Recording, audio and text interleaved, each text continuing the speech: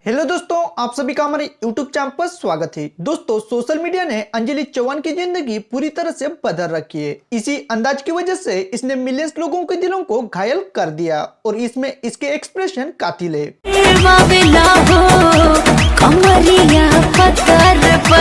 दोस्तों, अंजलि चौहान यह अपने डांस से अपनी अलग ही पहचान बना चुकी है, लेकिन इसी बीच में सोशल मीडिया पर पतली कमरिया ये ट्रेंड तहलका मचा चुका है, जिस पर स्कूल के बच्चों ने अपना जलवा दिखा दिया। तो सबसे पहले स्कूल के लड़कों के वायरल वीडियो को भी देख लेते हैं।